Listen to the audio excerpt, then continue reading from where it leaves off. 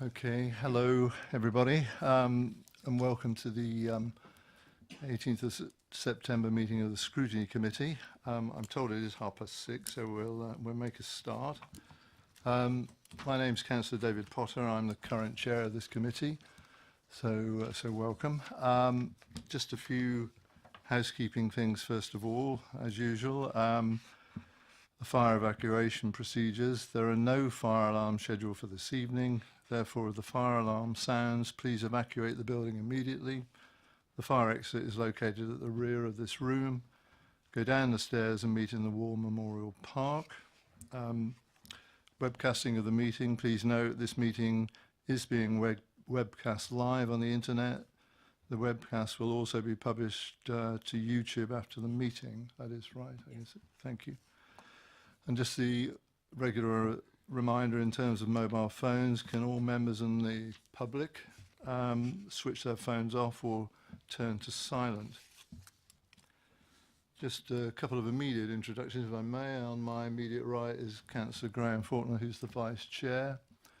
And on his right is Graham Cadle, who's our Interim Director of Finance and Resources. On my immediate left is my good support Sadie, and on her left is Councillor Terry Reid, the Deputy Leader of the Council, who's here to talk about the allocations policy, so welcome. I'm going to, with your agreement, change the order of the agenda tonight slightly, and I'll come back to this in a minute, but in terms of items 5 and 6, reverse them so that we take the performance panel update before the annual review of the allocations policy. That's on the presumption that probably one will be rather quicker than the other. Apologies for absence and substitutions. I don't think we have any, do we? Not received any, no. Okay, thank you for that. Declarations of interest. Are there any from anybody? Okay, thank you for that. Well, I don't think I have any urgent matters to ask you to consider. The minutes of the meeting held on the 19th of June 2018, pages 5 to 8 of the agenda, which you would have seen. Are you content that they're a true record and could be signed by me in due course? Is that agreed? Thank you. Okay. Right. We're making progress. We'll move straight on, if we may, to the performance panel update. And in that regard, I haven't introduced yet, but I will now, the performance monitoring performance officer Carol Lake, who's going to, I think, take us through the intro on this, and then there may be a contribution, I think, from the chair of the panel, or are you going to reverse that in terms of the way you do this? Okay. Are you happy, Councillor? Thank you. Okay, so the minutes have been provided. I think the item that took up most of the time on the evening was the performance monitoring. We had Andrew Finney, James Tilston join us from Anvil Arts. I draw the committee's attention to the minutes and reinforce the concern about the external fabric of the Anvil, and remind the committee that it's actually the responsibility of the council. The external fabric of the building. Perhaps anecdotally, but I don't think it's not worthy of mention, is the fact that one of the pantomimes was actually cancelled last year due to a leak backstage. We talked about that, and I think the Haymarket's issues are perhaps even more concerning. There are issues with fire risk and accessibility, and I thank the visitors from Anvil Arts for the frank feedback. Just to say on that really is that I foresee some uncomfortable decisions for the council when looking at the future of particularly the Haymarket. I don't know, we did talk on the night about perhaps having a more, rather than an annual review, is to perhaps have an interim update from the Anvil, because I did take that the issue is quite serious, but I don't quite know when that will be actually brought to a head, that decision making around the Haymarket and the external fabric of the Anvil. In terms of the key performance indicators, we actually talked about one of the green items, which is actually minuted, and that was around the level of complaints. I think when we had the last meeting, a lot of us had already started to receive quite a number of complaints regarding refuse collection, and perhaps there was a timing difference because this KPIs were from Q4. It'll be interesting to see those levels when they come back, when we come back to this in October, and I think there is going to be a specific agenda item to look at complaints and how they're recorded and reported. Again, another green item on there is recycling rates. I'm assured I think this is going to go to CEP, but I think I personally have concerns that the recycling rate against which we're monitored is perhaps not ambitious enough. Hence, we're coming out green despite being reported as having one of the worst records on recycling. But I think that's something that, whether it needs to come here or will go to CEP, I think is important. And finally, the red, I think it was red this time and at the meeting before, and that was around staff turnover and long-term sickness. At the meeting before, I'd asked for it to come to scrutiny, but was assured then it would go to HR. And again, it's minuted that that's where this has gone. So I think we need to just wait and see what the results are from the next meeting in October, and then perhaps apply some more pressure if we don't have any outcome from the HR committee, if we see 3 red statuses in a row. So that's it. Thank you. Thanks. Perhaps if I could just make a comment first of all, in terms of the HR committee and the statistics that relate to staff absences, we had an HR committee yesterday of which I'm a member, and discussion obviously within the normal regular review report that we have was, a constructive discussion about exactly what we might need to do to add to the information that's normally available, because some of the information tends to be somewhat global, I guess, in terms of the overall statistics. And what we've asked the HR colleagues to do is to break that down on a departmental business unit basis relative to the number of staff that are in that unit, to see whether there are any trends that are discernible and whether there are any remedial steps that can be taken. So a bit more work to be done on that, and I'm grateful for your comments on that. I don't know, I looked to the officers really on a couple of things that you've raised really in regard to the anvil and report process regarding that. Sorry, Councillor Ashfield, you were saying the performance panel was saying, could we have slightly more regular reports? That was a proposition really, or an okay. And secondly, in regard to recycling, again, whether there are any additional pieces of information that can be provided which give a more realistic impression really of the rates that we're achieving. Was that broadly what you were saying? I think regarding the recycling is to have more of an ambitious target. At the moment, I think we are targeted against 27? We're at 28%. 28%, and I think the target's 27, and I think we should perhaps be more ambitious. Okay. Sorry, Graham, come in. So if I can just comment on the recycling, obviously the new contract with Serco, I think starts in the next couple of weeks, 1st of October. There are further indicators and actions on Serco around recycling and improving it. And I believe there's a report, I'm not sure it's this side of Christmas, going into potentially CEP about some of those activities once the contract is settled down. So maybe we can take back and see what's going in and shape that report to include the recycling target, if that's if you think that's acceptable. That sounds good. Councillor Golding, I don't know whether you want to just comment on that, do you, in terms of the CEP role? Yes, well, we've got some work on reporting back on waste and recycling in the September meeting, and then we're having a longer discussion when Serco can attend. We were originally going to have them in September, and then thought, no, we better wait till they're actually the contractor. So I think it's probably in November, but it might be, it's definitely before Christmas. Okay, thank you. Right. Carol, is there anything you want to add or contribute in terms of what's been said thus far? No, I think that's valid, and the next performance panel will review and take forward whatever needs to happen. Okay, thank you. Come back then.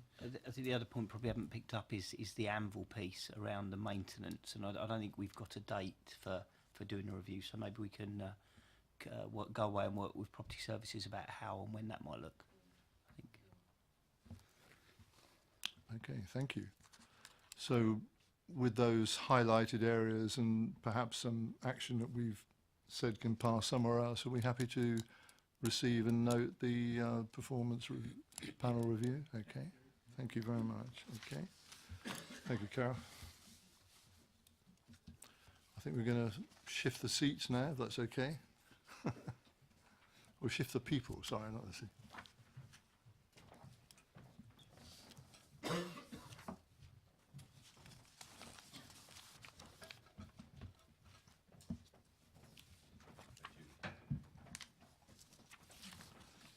Have you got the right name tags? Yes, you have. That's good.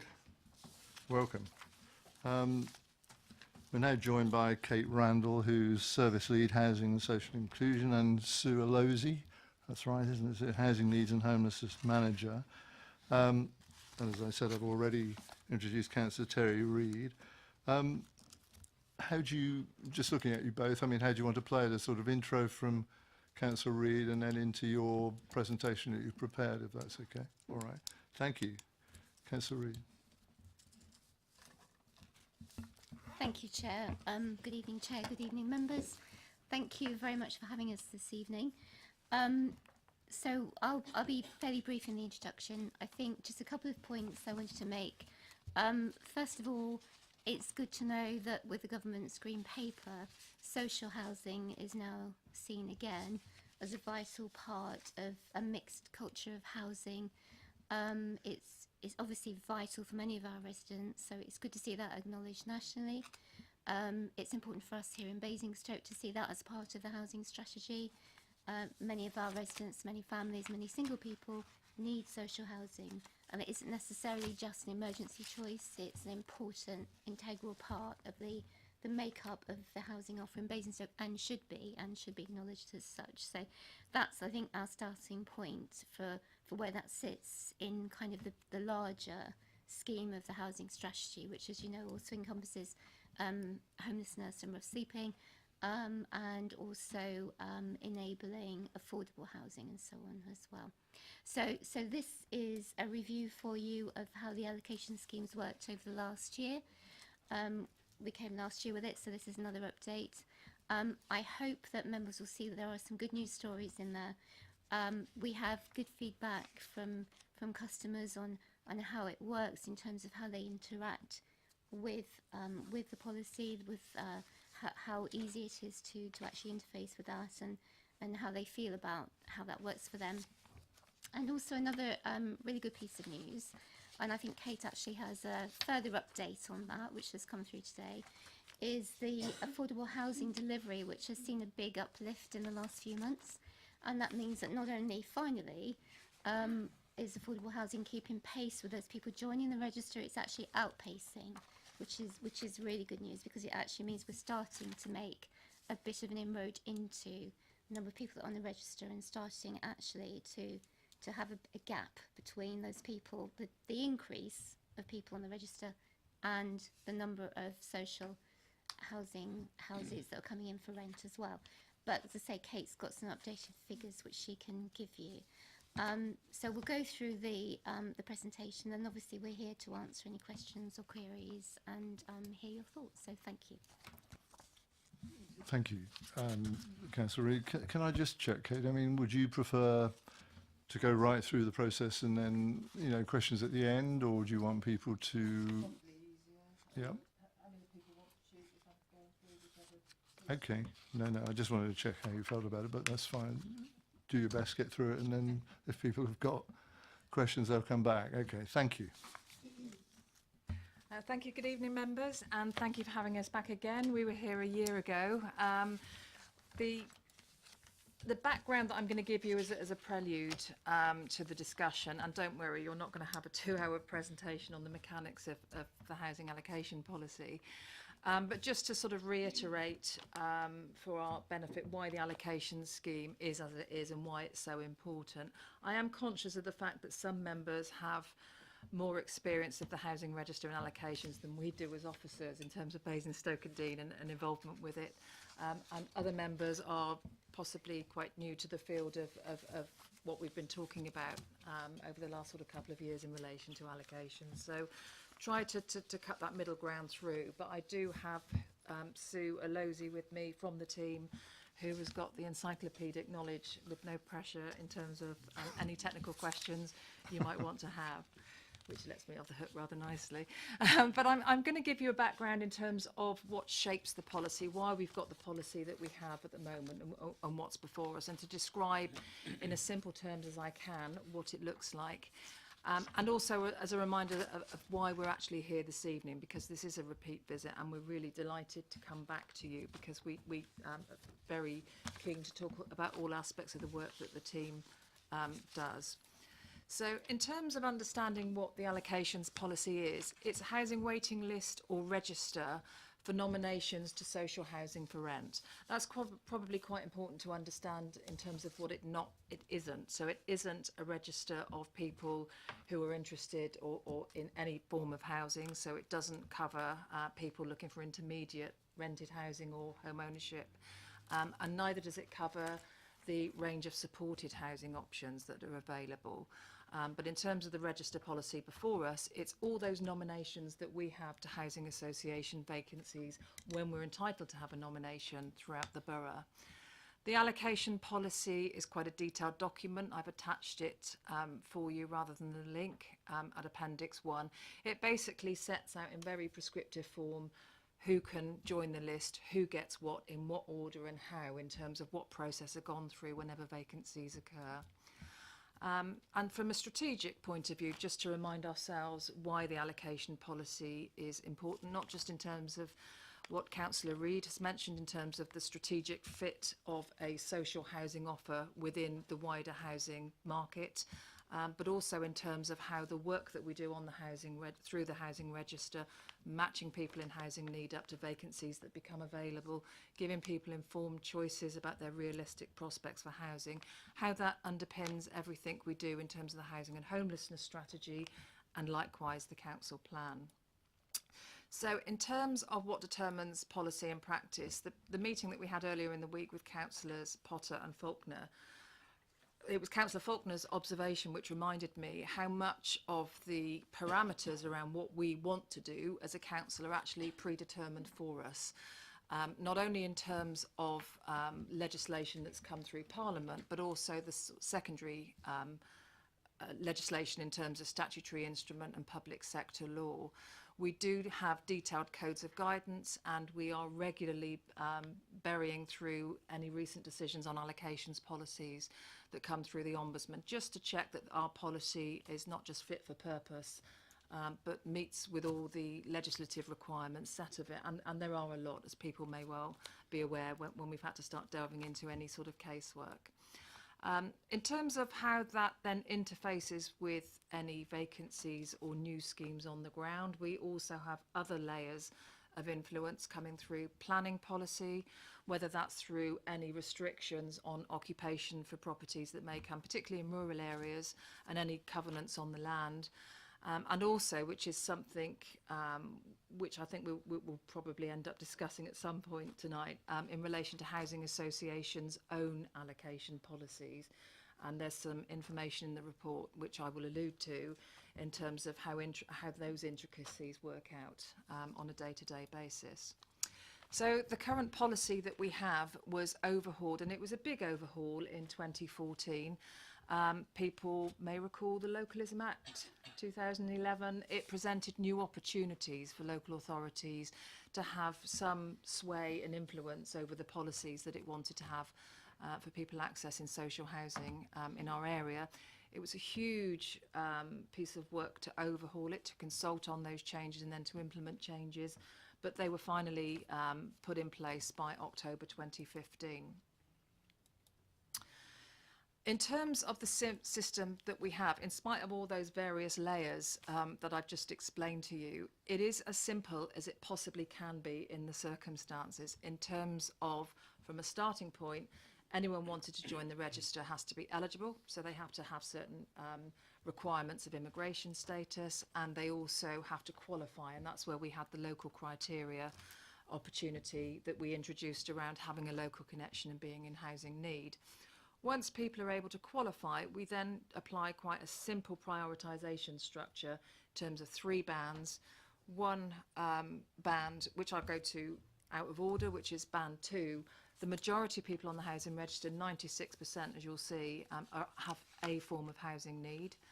Underneath that, we have people who do have a housing need but whose priority might be reduced for a number of reasons, whether it's because they're in supported housing or whether they're not considered suitable for a tenancy. And at the very top, we have people who are in what's called an urgent or critical need band. And anyone who's ever had to look at the definition will understand it precisely what we mean by urgent and critical. What we find is most people think any housing need tends to be urgent and critical, but there is a very tight definition that we apply and have to apply in order to see that we still have a waiting list system that manages to get those who are in most acute need. We then have a choice-based letting system so that when vacancies become available, they're advertised every week. Very popular website. Most councils up and down the country now run some sort of advertising choice-based letting scheme.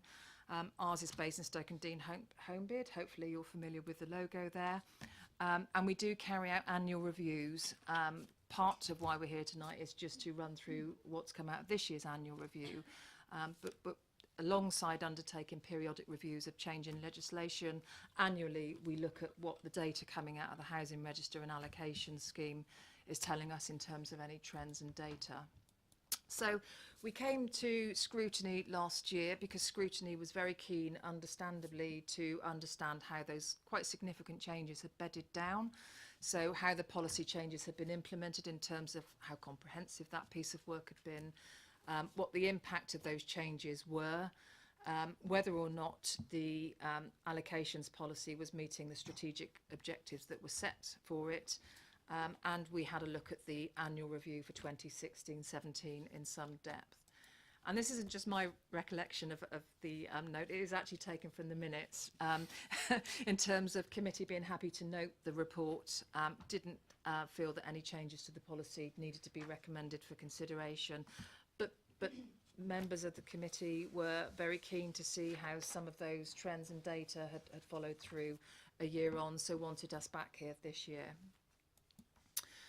So in terms of the review that we've carried out, you've got the report attached with the appendices. We've now published that report and placed it on the council's website and sent it to partners. The conclusion of that review was that the policy is still fit for purpose. We're not recommending that we go away and consider and consult on any new changes to the allocation policy, and that the scheme is very much so still meeting its strategic objectives and priorities, given of course that we'll probably always be in a situation where need is outstripping supply.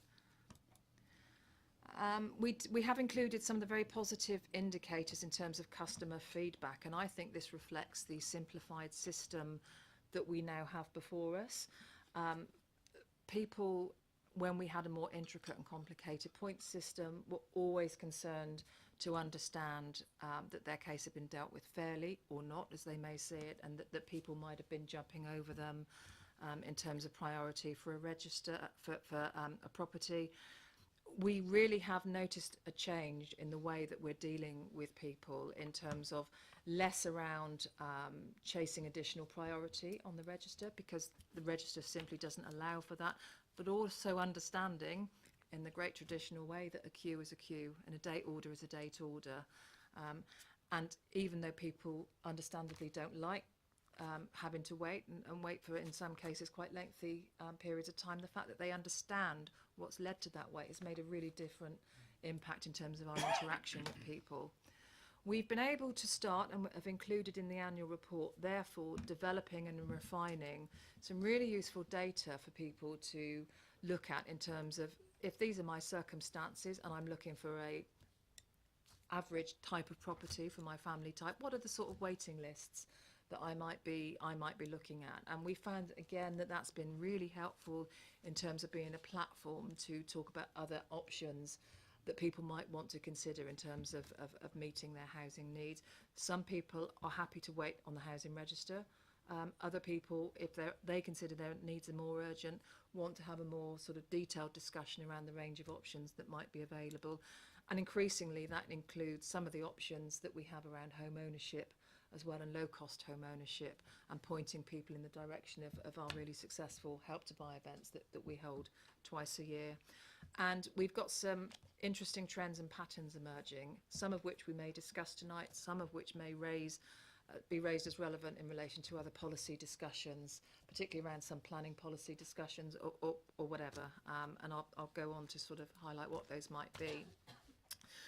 I thought this was quite an interesting, if not difficult to read, slide in relation to the numbers of housing associations that are actually operating in our area and what implications that has for us as a strategic housing authority.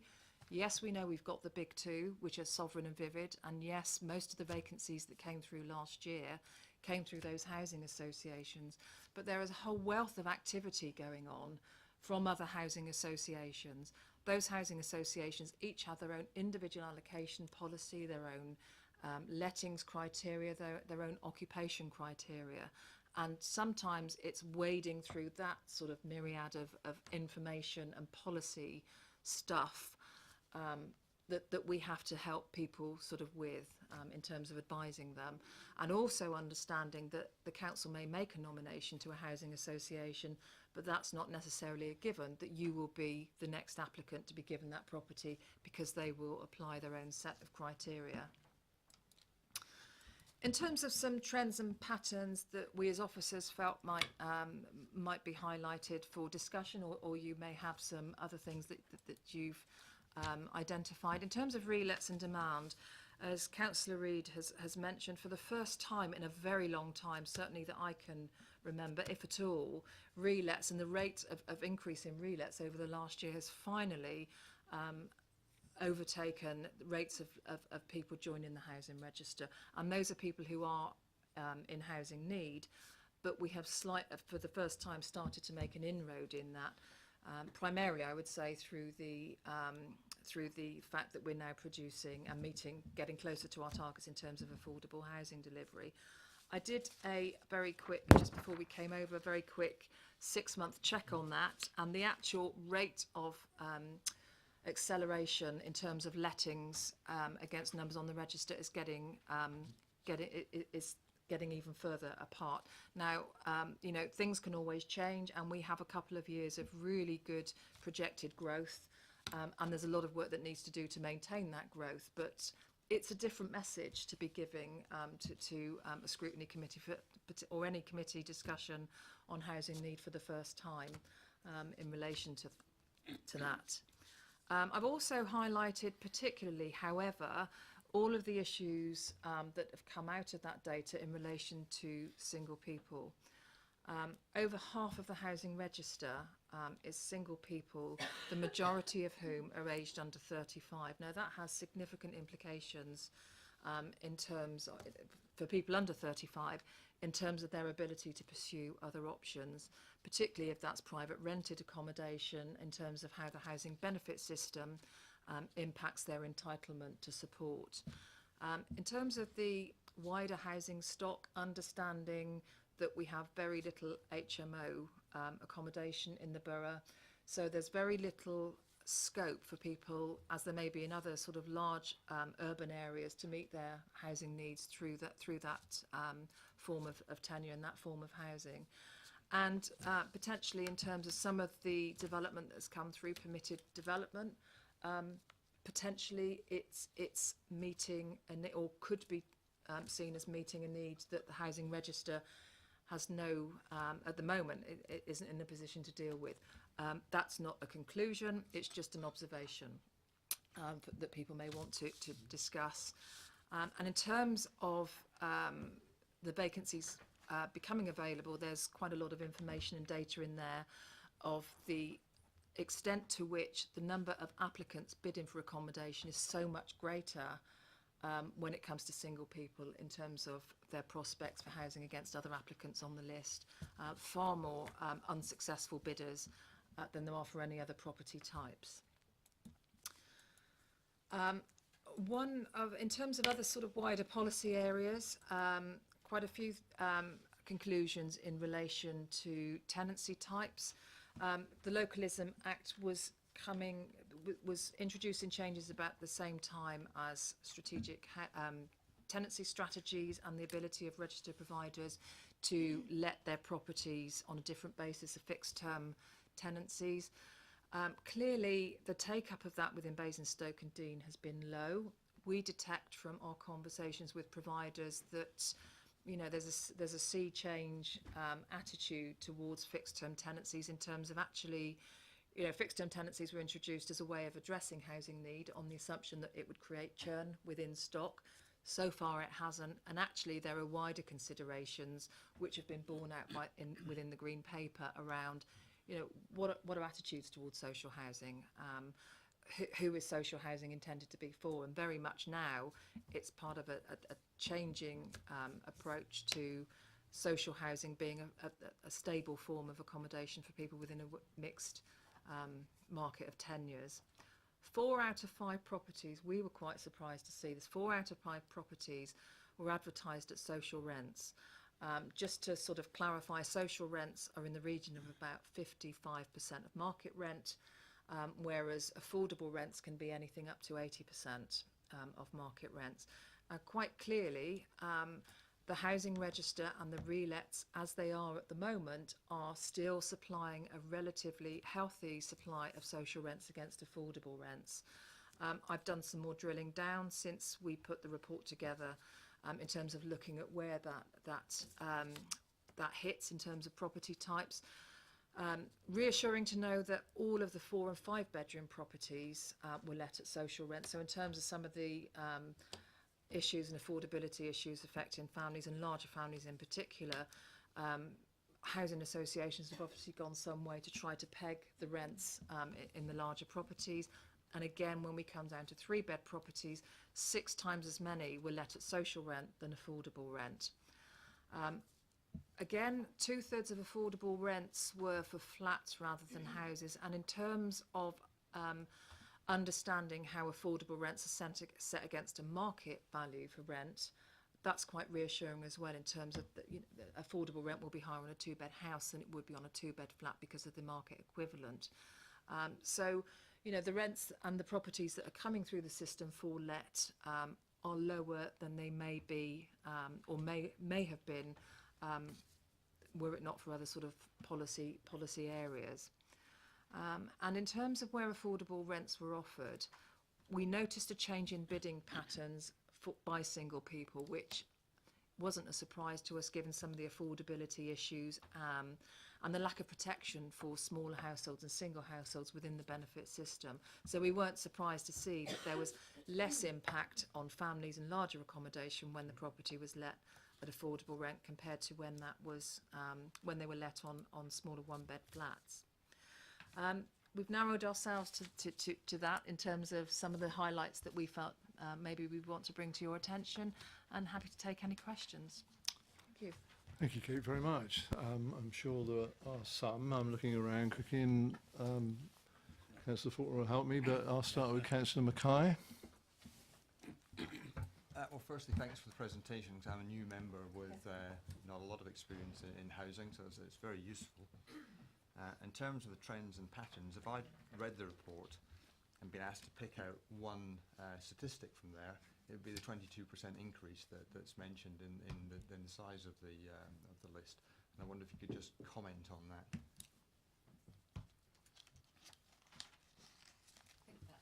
Sorry, is that working? That seems to be what happened when the scheme changed. You tend to get a bit of a drop anyway in people reapplying. So in the first year, we would expect to see a bigger increase than normal. But about a 22%, that's around what you would expect to see on a allocation scheme, the increase in applicants each year. But you would see that increase in growth after a scheme's change, people that may have come off that then reapply to go back on. It's then a reasonable expectation that should drop, is it? So when a scheme changes, you on schemes I've seen where we've changed in the past, automatically you see a massive reduction, but then naturally that increases back up quite quickly. and then you would see an average growth of around that. So we should see that steady now. One final question is, I did have a look at some data online, and the number in our list seems to be quite high compared to other councils in the South East region, and I just wondered if you could give a bit of explanation to that, please. I think what you're seeing is a lot of councils took a decision just to have sort of just the reasonable preference categories as being in housing need and allowed onto the scheme. We adopted some sort of locally adopted preference groups as well. So whereas just as an example with single people, if somebody's living in the parental home and they've got their own room, people like that are allowed onto our list. That's a locally adopted housing need category, whereas others may not, so they may have just more stricter criteria than we have. Sorry, looking for hands. Sorry, can I, Councillor Tilbury? Yeah, I don't have a problem with the way we redid it all. It seems to work quite well. I think one of the issues I've come across is the issue of people in private rented accommodation. I mean, generally in the past, it was always assumed that if you were in private rented accommodation, you could go on the housing list, and that was always my assumption. But I had a number of cases in the last year where people were unable to go on the list because they weren't, and the definition here is in financial hardship, but the actual definition that seems to be a bit sort of, and it seems a bit arbitrary. Now, one particular case where we had a woman who was about 50-ish, who was in a full-time job, doing 2 part-time jobs, paying £600 a month rent, and obviously struggling to do that. She was still struggling to do that, yet she wasn't considered to be in financial hardship. Whereas I would take the view that if you need 3 jobs to live, then you're in financial hardship. And that, to me, seems a bit wrong. You know, I think that's... And I think the trouble is, it seems to be how we sort of measure that. And I think when you're in that position there, you know, you're sort of trapped then, because you can't get out of that. You can't get into something affordable, you know, social rent, which would be better, or even affordable rent, which would be better in the, you know, in the social sector, in the housing association. So it just seems a bit odd there. That, and you know, and I tried to get sort of, well, how do we define this? And it did seem to be a bit vague. Can we have a bit of information on that? Thanks. Sure. I think what's important is before anybody, could go onto the register. Really important to note, under the old system, even though somebody could go onto the register if they were in private rented accommodation, the chances of them ever getting an offer were really slim, because they would have been in band 4 if there were no issues, and very few people got an offer of accommodation in band 4. What we do now is we look at the individual circumstances. So it's not just about affordability, but that would be one of the things that could make something unsuitable. But we do look at the individual's income, we do an assessment. The test is one that if they do have sufficient income, then they may not be eligible to join the register, but they would be signposted to other options around sort of low-cost home ownership and things like that. But it is a consider each individual's case, and you're making a financial assessment. But yeah, if you have any specific questions, we can talk about those if you've got any specific cases. But what I would say is you are seeing more people that are in private rented accommodation housed under this new policy than you certainly were the previous allocation scheme. Councillor Ashfield. I've got a few questions, so you might want to come back after I've done a couple, if you get too bored of me. The first one's a quick one, and it's a request. I don't know if anyone else would find it useful, but I would be really interested to have a demonstration of the home bid system. We've got a lot of houses coming online in Whitchurch, and I can assure you, a week ago last Thursday, my phone was going wild. I don't wish to sort of be hand-holding people going through the home bid system, but I think it'd be very useful to see how it works. So that would be good. I don't know if anyone else would find that useful. I'd also like to know a bit more about the retention rate. So every year, people on the list have to reapply. How are they contacted? How are they encouraged, for want of a word, to reapply? And do we measure how many? What the sort of the churn is, or the retention, for want of a better phrase? So we do carry out it's an annual review. It's phased over the course of the year, and it's an automatic thing, so that when somebody's on their home bid account, they're asked to review their circumstances, and it's just a change of whether there's any changes of circumstances.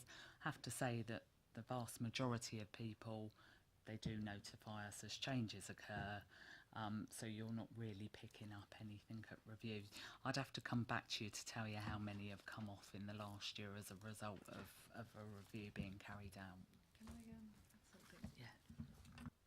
Yeah. I think it's important that people now understand that the currency around priority is the amount of time you've been waiting on the list. So when we had a system that was purely based on assessing need, if you went away for a few months and then came back, that would almost be there wouldn't be any impact necessarily on your position on the housing register. I think this is really bedded down now in terms of people understanding that you need to keep on that register, you need to keep updated. We will certainly get you the figures on that, but I do recall when we were checking ons and offs previously under the old system, it was a hugely fluid system. And it will be interesting to see the extent to which that has changed. We'll have a look at that and come back to you. The question, I suppose, or what I'm interested in is how, if you're on home bid and you're on there anyway regularly, you'll have this notification to reapply. What if you're not using home bid? What if you don't have access to the internet or what have you? How do we contact people in those circumstances? We haven't knocked anybody off yet because they haven't been reviewed. What we do is some people, it may be that their application's flagged if they can't access the internet, or they might need support. So we know that we write out to those or we contact them by phone. But nobody has come off as a result of no contact. That's okay, keep going. I will.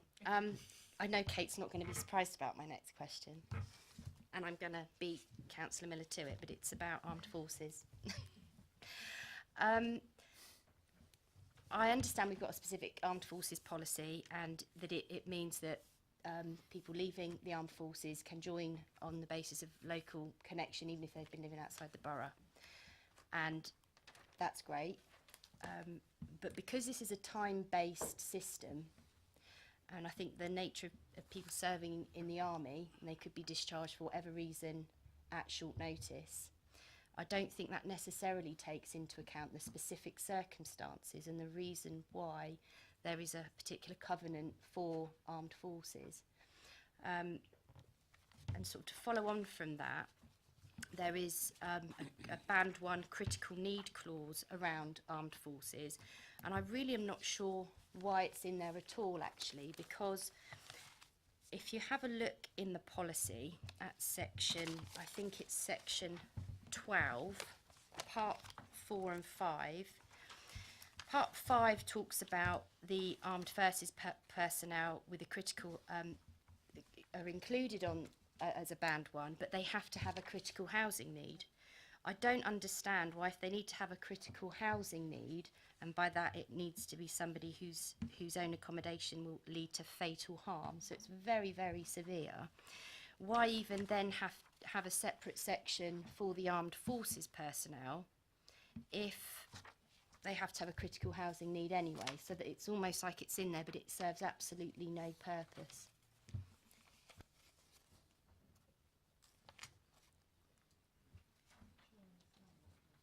Okay, when it's all very, so you can be armed services personnel, but that's not enough. You also have to have a critical need, so you have to have issues with accommodation that may lead to fatal harm, in which case you may as well be a bus driver in critical housing cases, because this actually gives no extra impact on it. So I fear that it's there to give the impression that we've recognised this group of people, but actually it gives them no more than anyone else serving in any other form of employment. So I think we've got 34 off my head. I'd have to double check people that are meet the armed forces criteria but do not necessarily meet the local connection criteria. So anybody who met the criteria for armed forces wouldn't necessarily have to meet the local connection. So that would be their benefit, that they wouldn't have to jump that local connection qualifying criteria. Now, I get that. That bit's very clear. It's around the banding and the priority, and to get into band 1, I don't know why, because it is, for me, confusing that it's also mentioned that the armed services personnel, why mention that on the band, you know, on the critical prioritising applications for housing under band 1, if actually it's irrelevant as to whether they're armed services personnel. If they've got critical housing needs, they've got critical housing need, and I don't know why it's there, because it's actually served to confuse.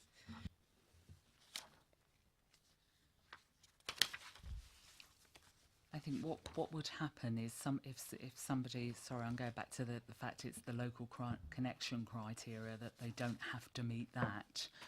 But if they do meet critical with no local connection, they can still join the register and join band 1.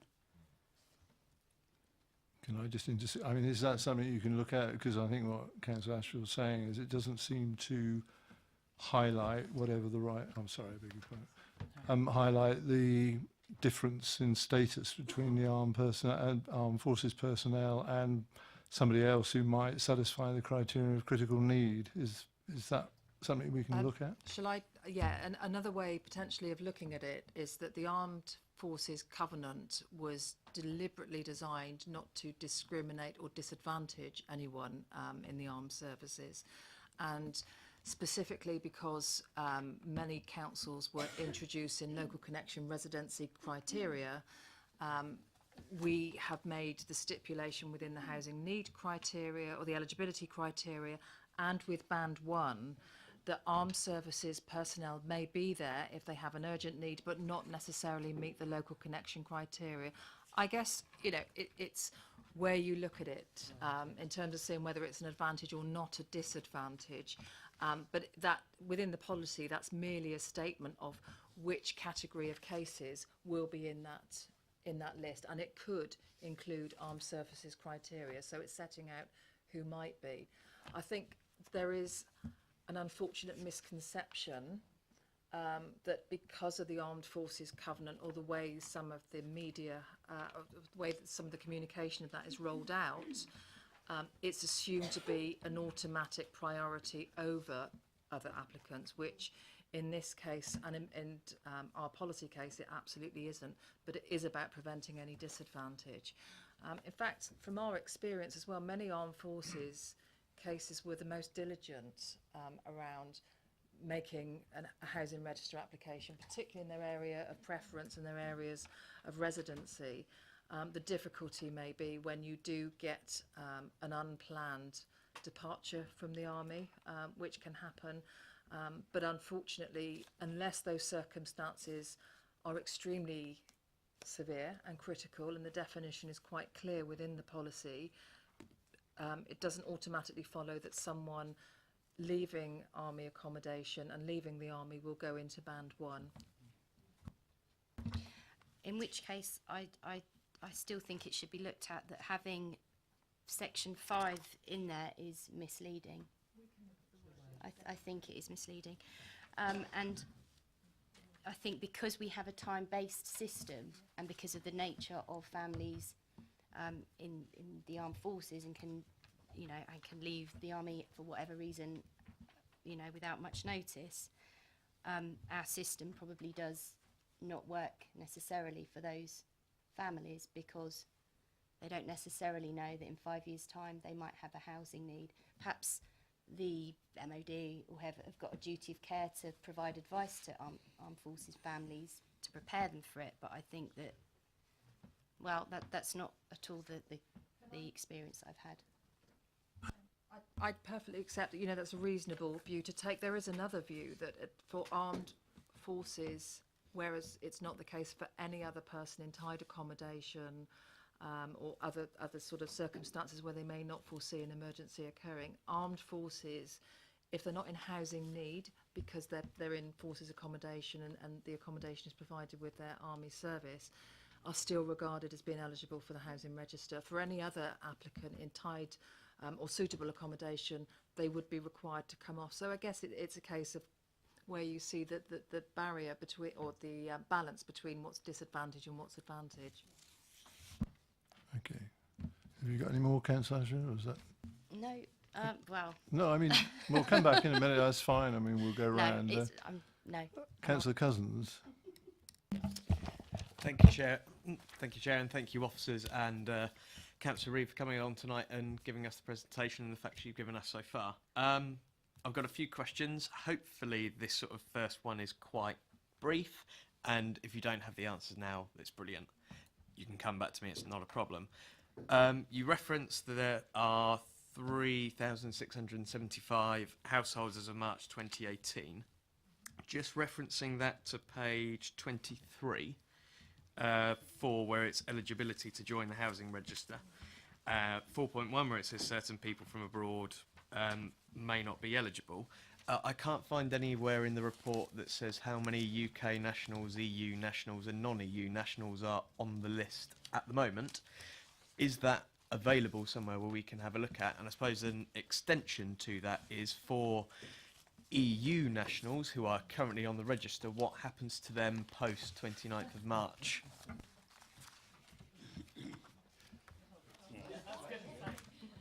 Who wants to take that? So everybody on the list is obviously eligible for assistance. I can get you the data, but it's not, people don't always answer the question. So we can give you the information that we have available to you. But Kate has very kindly agreed to answer what happens in March, and I look forward to her answer. Yeah, it's a really simple question that we don't know, because it very much depends on the nature of the settlement and what rights people within the EU who've become eligible because they're exercising their right to work have in terms of being on a register. It also may have implications in terms of people who may have actually been on the register, been housed, maybe in employment, and what happens post departure in terms of their eligibility for benefits if they're no longer exercising their right to work. And the reason I was so pleased to answer the question is not because I have any answers, it's because we are becoming increasingly aware of the whole range of issues that we need to understand. And the first point in the first stage in understanding what the risks might be is understanding what the level of prevalence of people either in rented accommodation or housing association accommodation or on the register. And I can assure you at this point that the work has now begun to understand that data. Was it discussed at Chequers? We don't know, do we? Carry on, Councillor.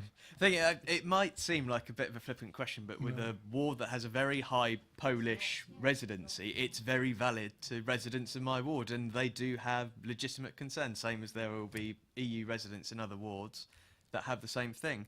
I'll return to hopefully something a little easier. On page 13, we come out with the stat that 54% of households on the register are single, but within that 2/3 are single and under the age of 35. Is there any data that you're seeing from the application forms coming through and from the conversations you're having with these people approaching and accessing the register that is indicating why that's so much of a driver here?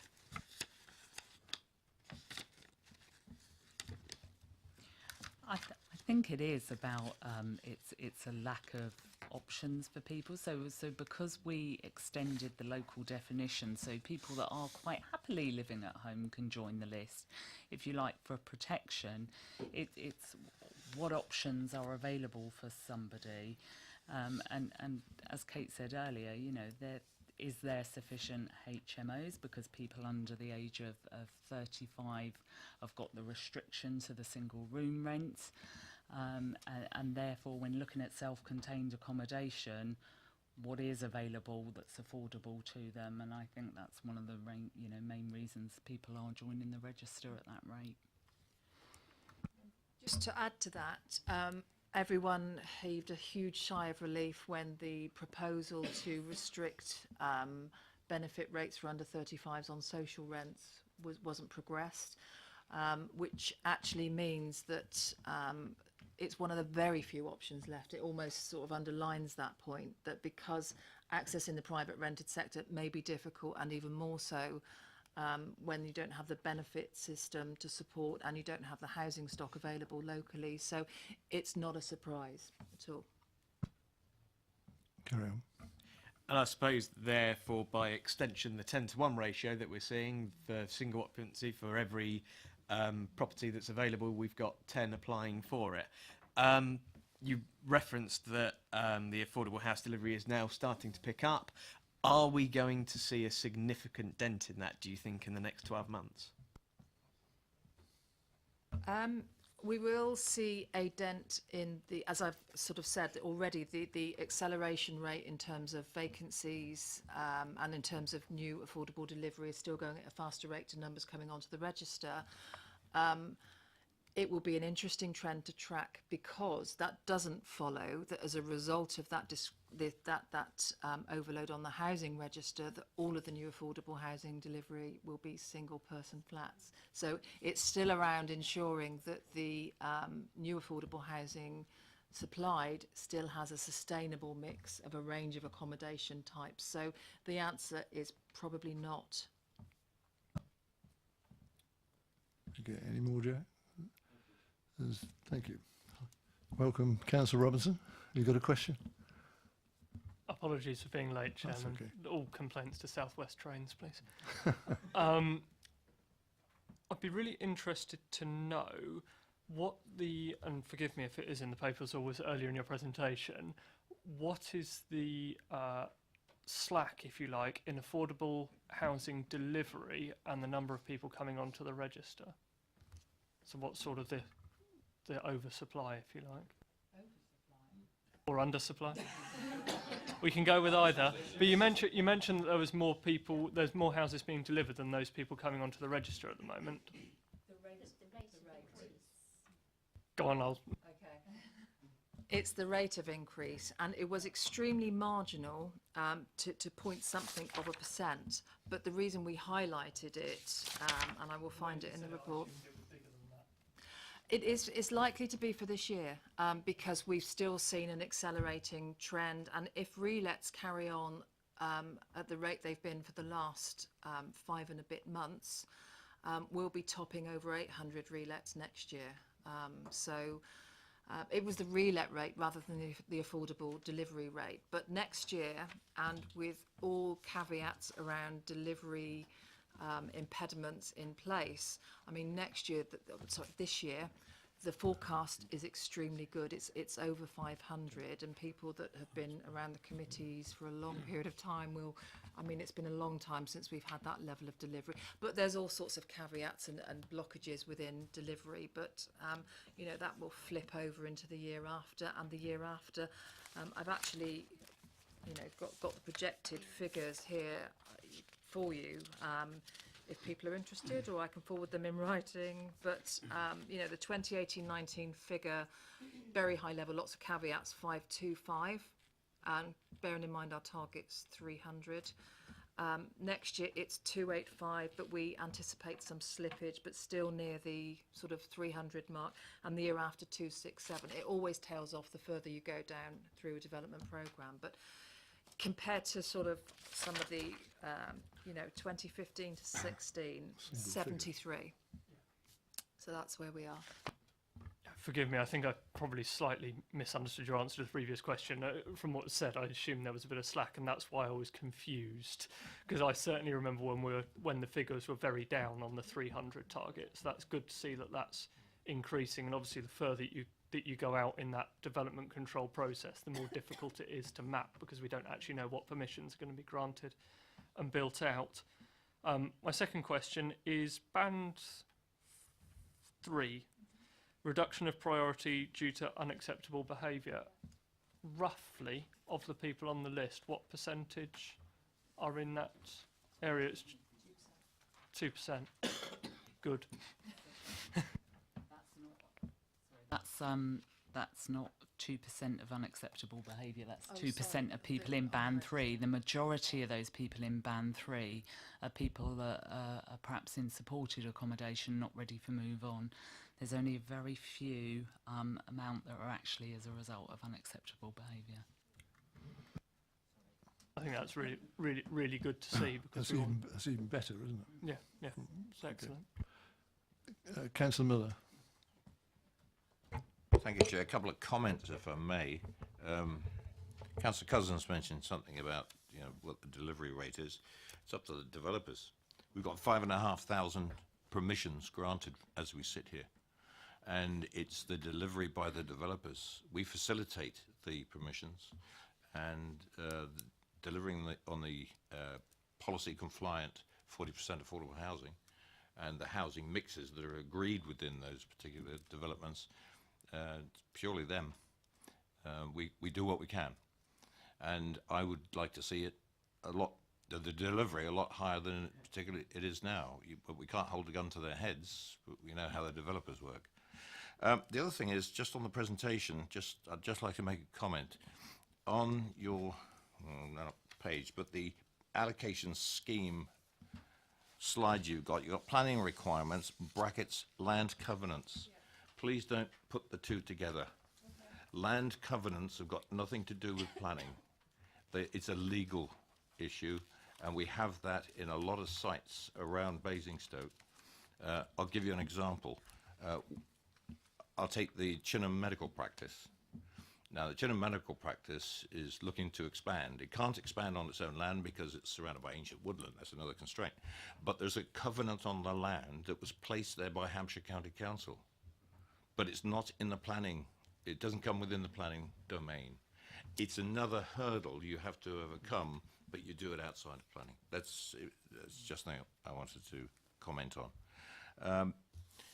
Apart from that, I'd like to congratulate you on the presentation you've done tonight, because those of us that were here a year ago, I think we're buoyed up by the way the progress has gone, and I think this should be a continuation of this as we move on.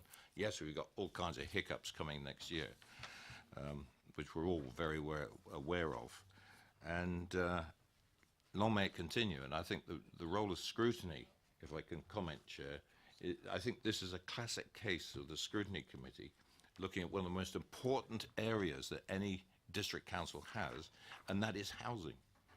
And I think we're off to an excellent start, let's put it this way, in the regeneration of the allocations policy, or the whole housing strategy in itself.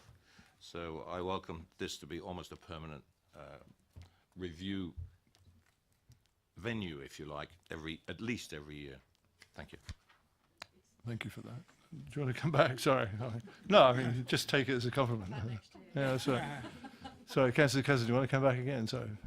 Sorry, Chair. Yes, I do, if you crave my indulgence. On page 15, in the middle, you've got section C where it talks about legislative changes, and it talks about the changes to the Homelessness Reduction Act in April 2018, and of course it references Appendix 5. Forgive me if I've missed any training on this, but I have, in which case then, for naughty people like me who could not attend that training, please could it be redone so that I can learn and become educated on what I've missed out on, please? I'm grateful for Councillor Cousins raising it. I mean, in fact, my own note was on the same line, really, because obviously I was conscious that shelter, I know, describes this as one of the most important pieces of legislation for the last 15, 20 years. And I'm one of those that would be in the naughty corner as well, I think, really. And and as I understand it, I mean, some of the responsibility that falls on the local authority, and by definition, local councils like ourselves, are quite significant, I think, really. So if that can be reinstated in some form or other, and we'll do better next time in terms of attendance. Thank you. Are there any other questions? I know Councillor Faulkner's got one, I think. Thank you, Chair. Actually, just following on from Councillor Miller's point, I've had mercifully a quiet year on affordable housing in my ward, but on the occasions I have had to liaise with the housing department, the speed of response and the attitude has been fantastic. So I'd like to just say thanks for that, because it's a remarkably difficult job. I don't think most people phone you up with sunshine in their hearts, and it's always a serious problem. Just a quick question. I recall reading in this, I can't find exactly where it was. There was a comment to say that demand for affordable housing in rural areas was declining. And I just wonder what that means and what the implication would be for the neighbourhood plans. Again, I think it's something that we sought to highlight as an observation rather than a comment and conclusion. But the experience that we have in relation to rates that we have to re-advertise vacancies that come up is always higher in rural areas. And there's always a difficulty in relation to people putting their names on the list when there's no accommodation available in their area, so it's not surprising. And so in relation to neighbourhood plans, it emphasises the importance of neighbourhood plans because it's a mechanism to get housing needs and affordable housing needs on the agenda and highlighted and identified. The housing register and choice-based lettings and the whole way that works is one area of activity, but there are other issues around housing needs in rural areas and the diversity of that that we need to know about, and neighbourhood plans are an essential component of that. Thank you, Graham. Sorry, Councillor Bean. Thank you, Chair. So I recall when this policy came forward quite some time back now, and I'd made a particular comment at that time around the level of the household income being set at 50,000. My view at that time was I thought that was too high. I'm still not sure that my view has changed on that. Do we have any insight around actually of those on the register, what the spread of incomes is, or is it just a blanket, it's under £50,000? The question's asked, but it's asked at the point of application, so we could give you some information on what somebody filled out at the time they applied, so we could give that. It wouldn't be particularly accurate, though, I have to say, at this point. That would be helpful to know. I guess it just begs the question. It would be useful to know what the spread of incomes is, because if there are significantly more at the higher end, I would hate to think that those that had a lower income, let's say under 30,000, were not being disadvantaged. But do you see the point I'm trying to make? It would be interesting to see what that split is. And I know we propose no change, but actually, is that something that we do need to look at in the future? I don't know. We need to look at the data, I think. I think it's a really intricate balance, and it's one that the committee grappled with quite a lot. Also in terms of what housing officers are doing with their limited time, in the sense that when people are coming onto the register, how much time it may take to go through a very sort of detailed and intricate income assessment. And in terms of verification as well, it's a self-declaration for the lower bands. So if someone says they're on 15,000, someone else says their household income is 20,000, there's no, we don't sort of delve into that anymore. So it's not verified data, but we can certainly give you what we've got. Sorry, can I just say that if you've got somebody whose income is such that you can signpost them to other sort of low-cost home ownership options, then we do that as part of their registration assessment. Thank you. Did I see a hand on the left? Okay. Okay, that's fine. Just picking up on Councillor Faulkner's point about local connection. In Whitchurch, we're going to be in an unusual situation, I think, at some point in the future, where we will have more affordable housing than our local waiting list because of the rate of development at this time. I've heard sort of anecdotally before that, and I get it, people in Basingstoke don't necessarily want to come and move to Whitchurch. I get that. But is there a perception with people that don't live in Overton, Whitchurch, Oakley, or have you, to think that those houses will never get allocated that because they are for local people. So are people just not applying because they don't think they would ever have any chance of it? So once, for instance, in Whitchurch, where everybody that is on the list has been housed, what I'm very worried about is that any future sites that come forward will perhaps have a reason to get out of offering the 40% affordable because we can't show that there is a significant enough local housing need. But it's not to say that other people in Basingstoke might not come and like to enjoy the outstanding Ofsted school that we have and various other wonderful delights of Whitchurch. I'm just very keen that Whitchurch remains, like other places, an eclectic mix, and I would hate for those newer sites that may be coming forward in the future to just be full of 100% 5-bedroom mock Tudor mansions, if you get my point. I do. There's no shortage of bids placed on properties in Whitchurch, so people that are on the register with no local connection are bidding. They do want to come. But obviously the priority goes to people with a local connection. Councillor Tilbury. On Kate's point, I think the issue sometimes we've even had that in Owen where houses are no one wants them. They tend to be the old council flats, and usually the upstairs ones. If they're downstairs, they fight over them.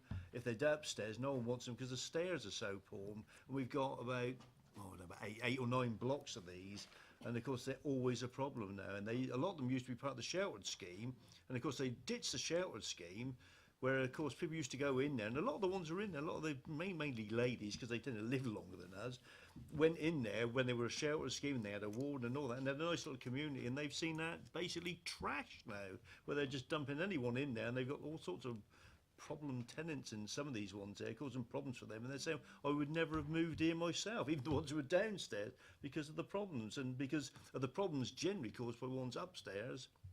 Not always, but because they're being let to anyone, and I think the only age restriction is over 55 now. Whereas some of the people in there are in their 90s now, and it's a very odd mix with these sort of properties like that. But I think that's certainly my experience. As you said with Chloe's point, if a 3-bedroom property comes up, there's usually 100 people bid for it in Overton. But if there is someone on the list at that time, then it's a local person gets it, but not always. So. But it does seem to be the flats are the problem, and where we tried to get better access to them by putting stair lifts, that sort of thing, the housing associations just reject that, say we're not going to spend the money on it, then spend all the time moaning they can't let the places. There is a simple solution to a lot of these problems, and a fairly cheap one, but they won't do this, and I've had this for 15 years now, but they just go on and on about no one wants them, or there's no one wants them at that particular point in time. The demand will come up, but and also there's a disproportionate number of these flats because they were sheltered scheme. They weren't able to sell them under the right to buy, so they've been left with quite a lot of these now. They've changed the nature of them now, and that's causing problems there because the shelter schemes are just gone now, and so there's no incentive to move into them anymore, and particularly as they are becoming the sort of problems you used to get in a lot of the flatted properties with, if you get young families and older people, it often causes tension anyway there. You want to sort of mix, but you want the sort of right sort of mix, and it's become very problematic now. Thank you.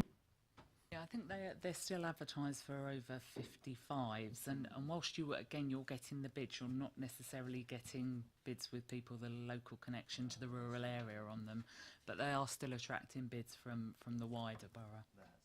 They go eventually. Yeah. Councillor Ashby will come back. Yeah. That's okay. Sorry, this is my last one, and it's more of a thought process rather than a question. 4 bedrooms, they're sort of as rare as hen's teeth. I know the housing associations don't really like building them, and that there is high demand for 4 beds. But one thing I've noticed, people that I know that are bidding on 4 beds, the requirement for a family to need a 4 bed is almost like a few years of a lifetime. It's not necessarily something that somebody needs for a long time. So we've got families that might have been on the list since 2011. By the time they actually get in a position where they're able to bid on a house, their kids have left home. And I don't know, I probably will regret saying this about fixed term tenancies, but perhaps there is a more innovative way of looking at those larger size properties to make sure that those families are making use of those larger properties when they really need them. So. Okay. Do you want to come back on that? I mean, looking at the figures that were produced, I mean, if you were looking for a 4-bedroom property, you're talking about a 4 or 5 year wait, I think, aren't you, really, from the statistics that you've produced? Is that right? Yeah, it's one of the longest wait for a 4 and 5 bedroom property. Obviously, there's not so many people that qualify for them, and when they do tend to need them for a fair period of time. But yeah, I take your comment that about freeing those up in time. Sorry. Yeah. Okay. Sorry. Oh, sorry. Yeah, come in, Councillor. I do beg your pardon. Sorry, just to add to that, actually, that's really interesting because in a meeting on Monday with Vivid and Sovereign, they raised that point, and the fact that the fixed term tenancies aren't actually addressing that problem and that they need to look at it more innovatively. So it's something on their radar, but it requires them or us to come up with some kind of solution, which we haven't quite got yet. But you're absolutely right, it is an issue. Thank you. Are there any other questions, any more questions? Thank you. I mean, genuinely, thank you. I mean, it's been a sort of comprehensive commentary, I think, on the report, and everybody's been complimentary about the report and the way it's been written and its content. So thank you very much for that.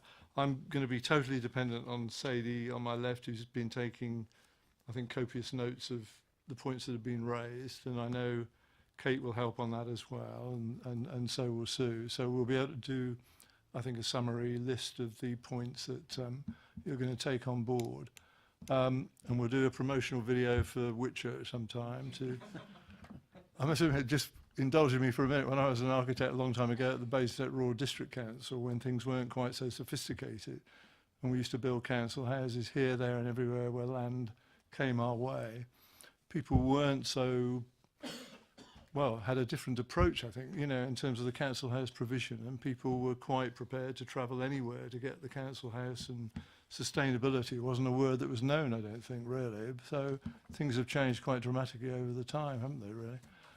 Okay, thank you very much. And I mean, we would do as we did last year, I think, just note the report, compliment the authors on it and the work that's been going on, and also compliment the portfolio holder, obviously, for her overview of the work that's been done over the time. And some additional training, I think, may be available under the Homelessness Act, and we'll hear about that in due course. Okay, yeah. And as Councillor Miller said, yes, we'll see you on a regular basis, so thank you. Okay.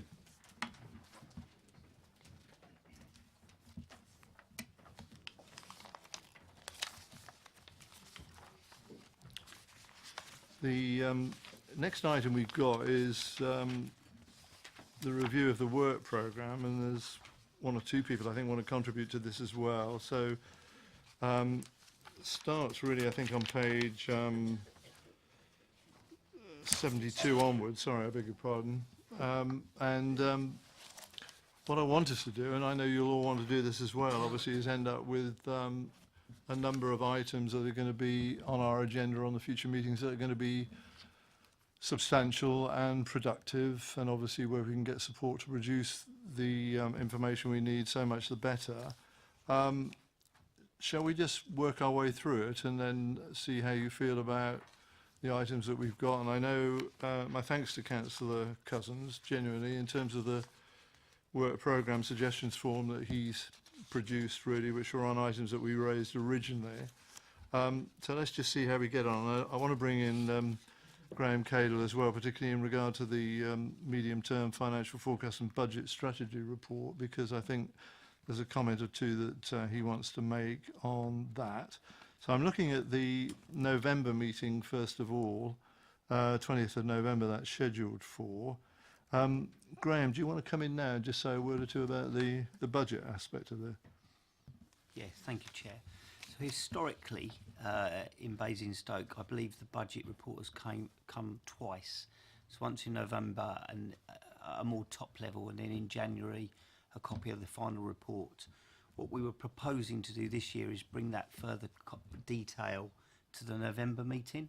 So go through the budget in detail at an earlier stage so you can scrutinise it at that point. but not then bring it back in January. So hopefully that would mean going through it in a more comprehensive way at an earlier stage, but not duplicating the work, which obviously you have a further opportunity to do at full council later on. How do members feel about that? I mean, obviously I've had, some brief discussions with Graham on it. I mean, we've always, traditionally had that sort of double look at the budget proposal as it's been developed, but I'm not sure genuinely what was gained from the second overview process. But obviously it is a preparatory way of doing things prior to full council in February, where the budget is obviously discussed again and confirmed at that stage. I mean, I don't know, do members have views on that? I know this is springing it on you really, or is that is it possible to make a comment this evening? Councillor Miller. I rather like the proposal, Chair, because I think if you focus that one particular meeting on that particular subject, it's something we can really get our teeth into. And I think if there are any, we look at it, the expression is warts and all, and if there are anything that does come out of that meeting, that can be fed back, presumably to A, the officers, and B, to audit and accounts. We have fulfilled the scrutiny exercise. I think we're all fairly used to the budget format as it comes through the committee, and we know what we're looking for, and that goes for everybody. And I think we can kill this in the one go. It's again, what's going to happen between November and January when you've got the Christmas period? I don't think anything that we can address in the November meeting. I don't think there's much to gain for having a jump into January and then off to council in February. I would personally, I would think this is a very good idea. I mean, in terms of the scrutiny role, I mean, obviously, looking at the proposals that are coming from the administration in respect of the budget, it seems to me it does give, I hope anyway, some adequate time for councillors from other political groups to be able to develop, obviously their thoughts, their ideas, their criticisms, it goes without saying, in regard to that budget prior to it going to council in February. I mean, it's subject to people being able to understand it and do their work on it, it goes without saying, but with the assistance of officers, that should be possible. Is that okay with everybody? Yeah? Yeah.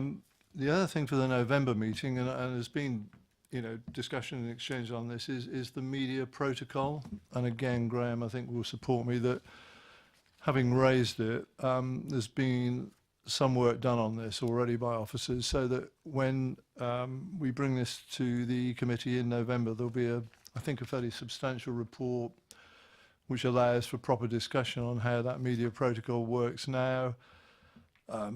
Criticisms where it's appropriate obviously will be appropriate, and comparisons, I think, probably with other local authorities and their own methods of working, obviously, in this regard. So we'll be able to make I think, a reasonable assessment as a scrutiny committee in regard to that media. So those would be the two main items, I think, probably for that November meeting.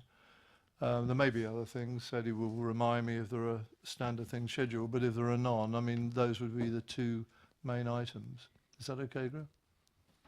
Yeah, if I just add as a kind of check as well, so that the focus, particularly in the media protocol, is around ward members and around their involvement and how they get to input into press releases.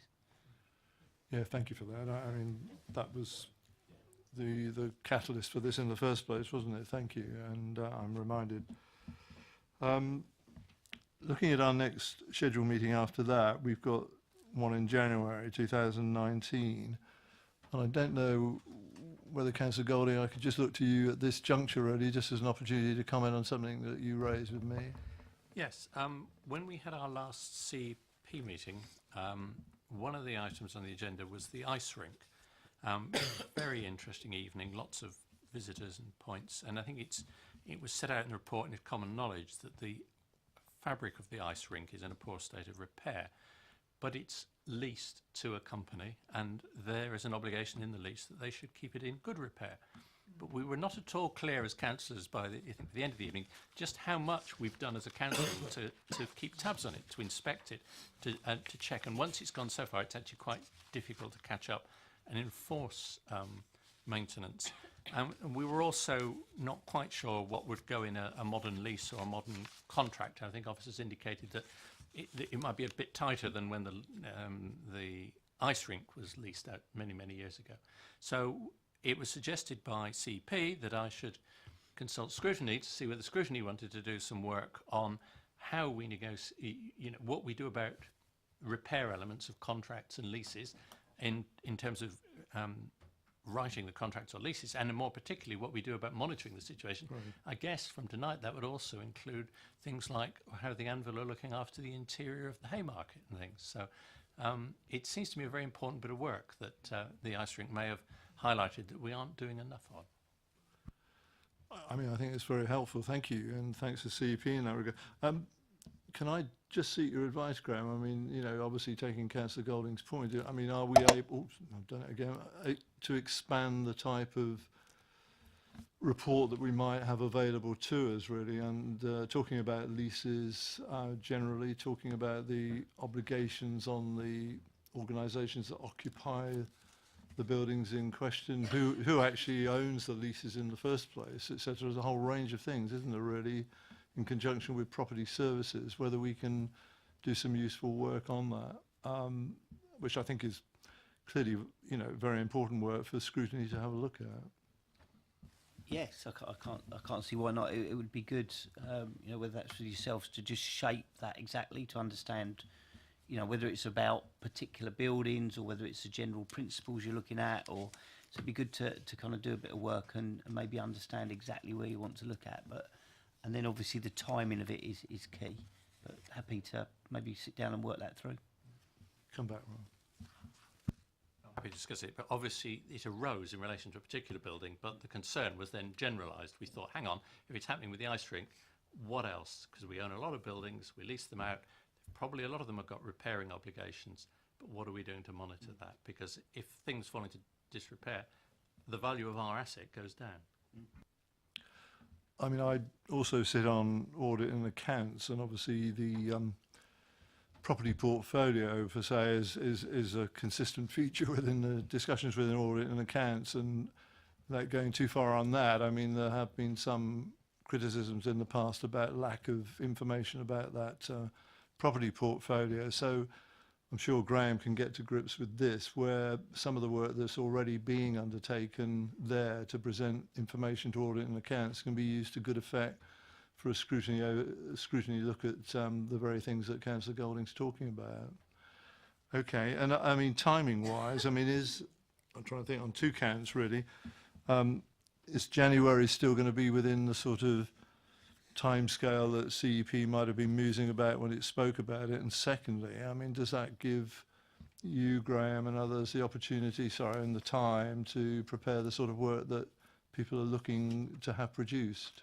Can we bring that together by that time? It's amazing. I mean, I know we're talking about January. It's amazing how quickly the time goes, isn't it?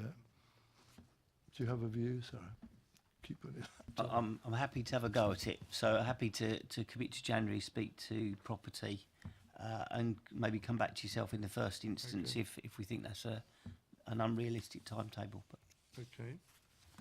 Thank you. Okay. So I think we've got something which is really worthwhile in respect of the January meeting.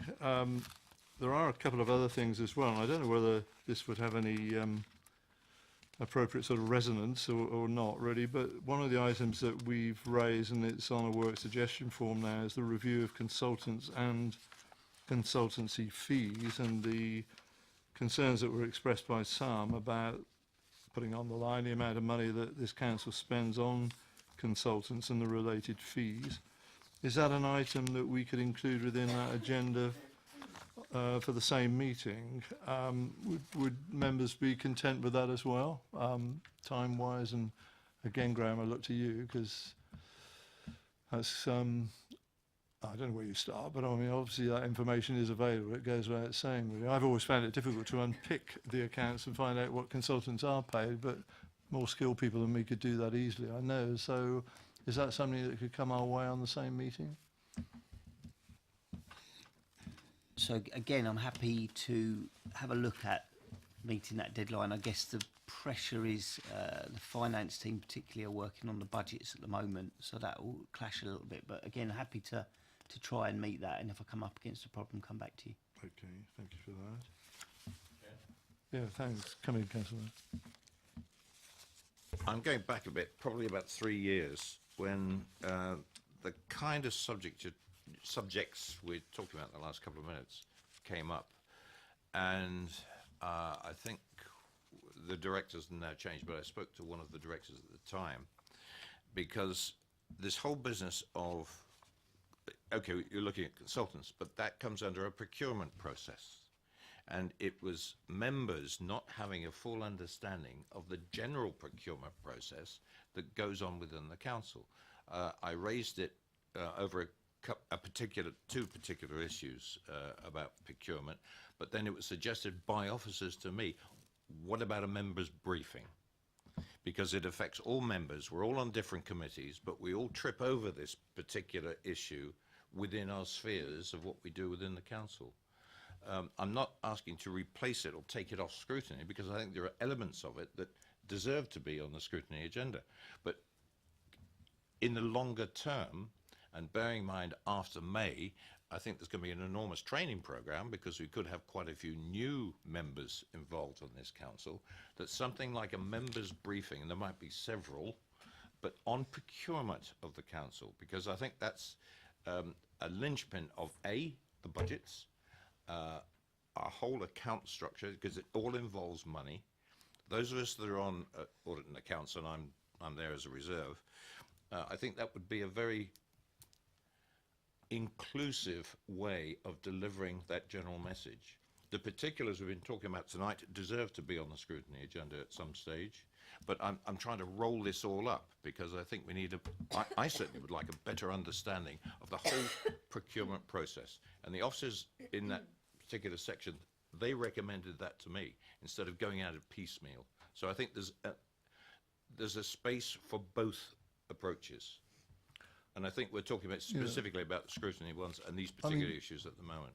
I'd like to plant the seed. Yeah, no. I mean, my own comparatively simple view of this as well is some of the things that have been said to me are, in simple terms, do we have too much use of consultants as a council relative to other ways of performing the task we have in front of us? For example, I mean, oftentimes you use consultants because you don't have the specialist staff to do the work that you need to be done.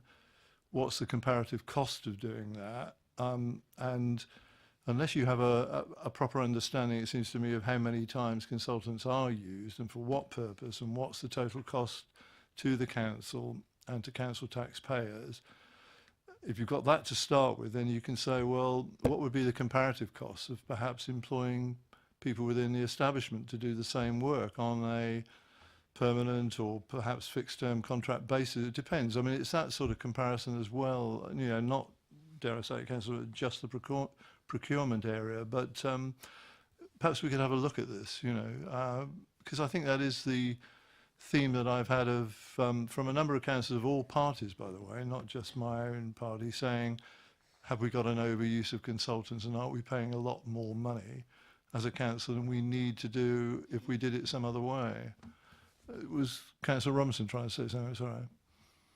I think just adding to your point, Chairman, I think that's absolutely right. I think there was a concern amongst all parties that there was, particularly last year, and I think the concerns have been repeated this year, that there is a significant amount of money being spent on consultants to undertake navel-gazing exercises to tell us what the future of this council should be. Now, we all know that budget pressures are significant and there's lots of issues going on which mean that the role of a council is changing dynamically. But I think the concern was that we were spending an excessive amount of money on consultants rather than actually having the drive ourselves as a council and indeed as members to say what we wanted to be about in the future.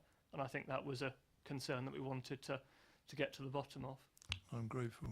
Thank you. Councillor Mackay. On the 2 points, I mean, I'd welcome a briefing on the purchasing process, 'cause I'm not familiar with that within the sort of public environment. I've got experience in the private sector, but it's, I'm sure there's some significant differences. But I would strongly object to the consultancy item being taken off the agenda or diluted in some way, because I agree with Councillor Robinson, and if Councillor Cousins hadn't raised such a good question, I think my group would have sent it through me at this meeting. Okay, thank you. Councillor Cousins. Right. Actually, Chair, Councillor Golding was long before me. Oh, and was he? I do yes. beg his pardon, and I'm grateful for your reminder. Sorry, Councillor Golding. Okay, just to say, on the consultancy thing, I think it's important that if we get a report of the spend, we should also ask to include in the report who authorised it. Because I know some of it might be Cabinet, some of it might be Council, some of it might be Executive Director, some of it might even be officers below Executive Director. Right. So I think we need to know where it's being authorised. And I think the other thing, we perhaps need to be clear whether it includes, we've had a lot of interim senior people in recent times, and I'm not sure whether they come under consultants or not, but we'd need to know one way or the other in the report. And can I just say, the other thing I wanted to say was that as a councillor for a rural ward, the one item on your list that we would really like to see on is parking enforcement in rural areas. So please, I know, you know, that we have some big issues, but that would be a very different set of officers from the financial ones who we might be asking these other questions to. So I'll put in a bid for that. No, I was going to try and get around to that, and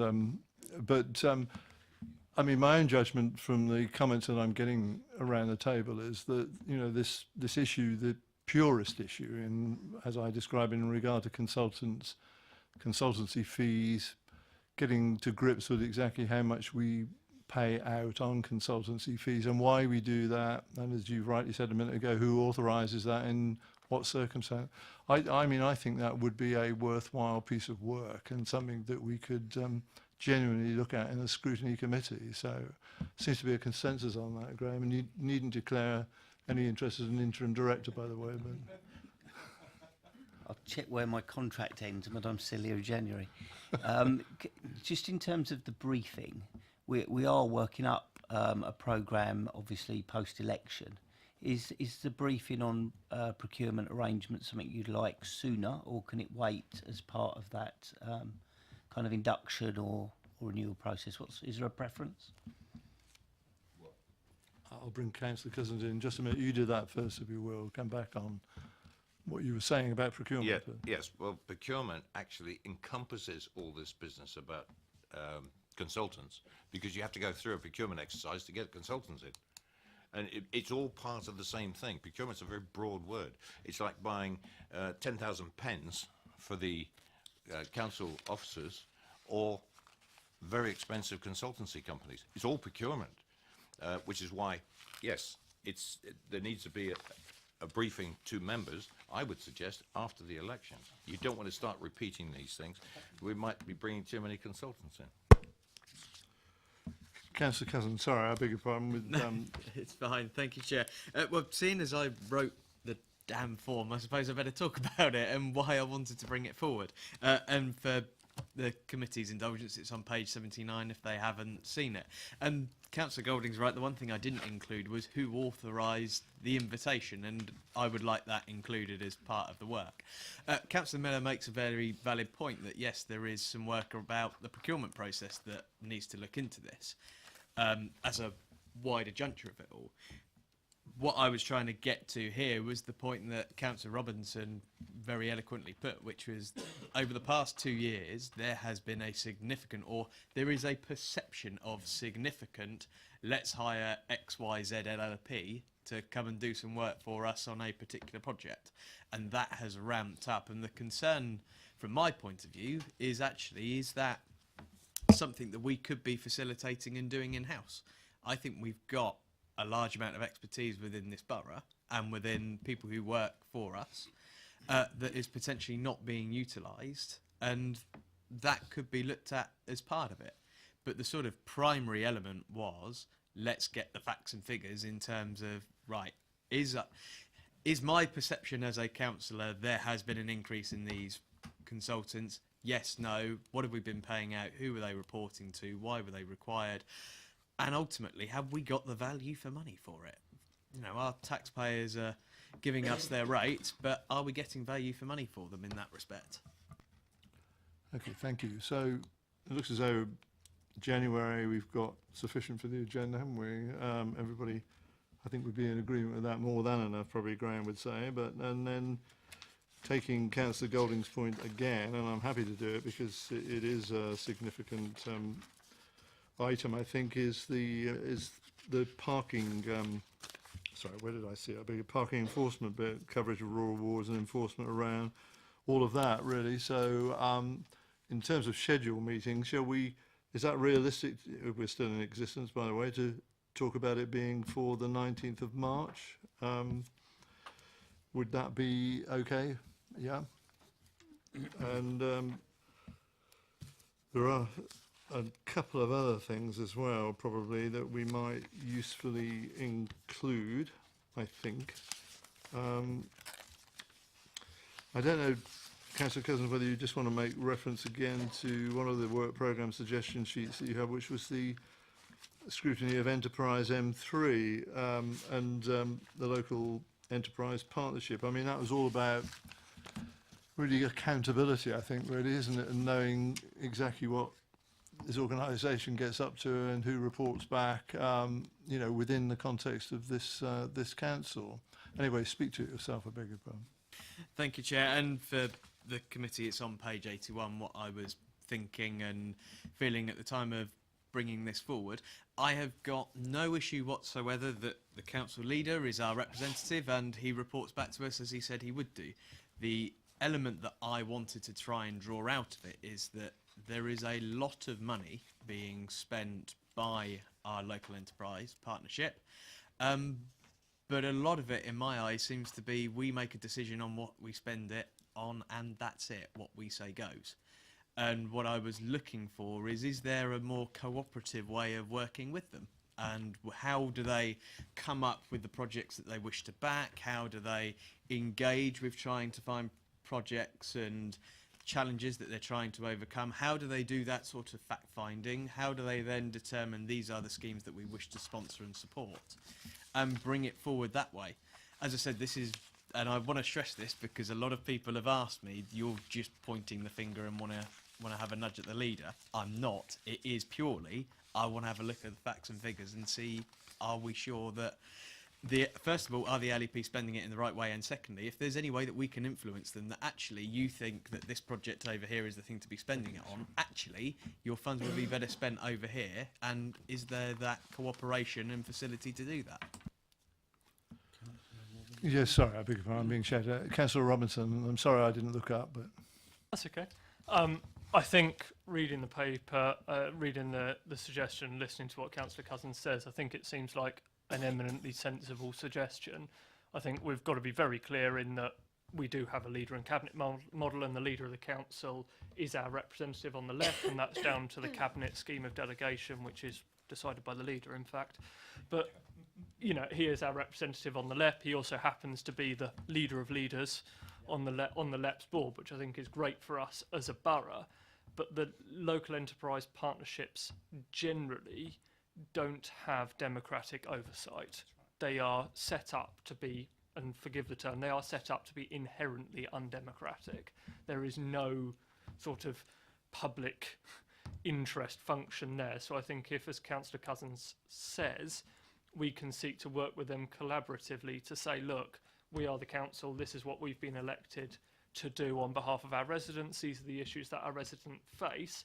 We understand that LEPs are influenced by government agenda, and that's absolutely fine, but if we can find some way where the two happily align, then that's got to be helpful for everybody. So it would be very useful to look at that as a piece of work. Oh, thank you. Okay, we'll add that. I mean, Councillor, if you didn't say it a minute ago because I was looking down, but I mean, certainly mirroring really what Hampshire County does in regard to its scrutiny role of the LEP. So it's not particularly radical, I don't think, for us to seek to be doing the same thing. Do you want to come in, Graham? Yes, there was some advice on LEPs and how they should develop going forward, and I've just tried looking at it very quickly. I can't find it, but it suggested an additional scrutiny role.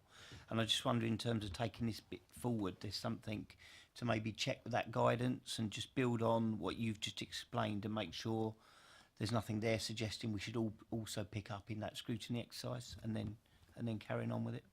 Maybe work with. Okay. Just looking forward, I mean, you know, this is taking it through to March, which seems a substantial period ahead, really, and you'll all be looking forward to the elections a couple of months after that, won't you? So, do you think that's well, we'll see. That's a significant work programme ahead of us, isn't it? Is that going to be okay with everybody? Yeah, realistically, and I think we've tried to cover there the most important items that we had provisionally listed in the first place, really, and I'm grateful for the additional comments that people have been able to make. Okay, so we have Councillor Golding. Because you haven't done Councillor Cousins' last one, which I wanted to, well, the last one, which I would like to speak against, if I may, which is the unitary authority one. We considered this. We had a whole evening out at CEP, November 2016. We had a consultant's report, I know that's a terrible thing to say, about this thick, which covered several different unitary options, which seemed to be a bit more alive at the time.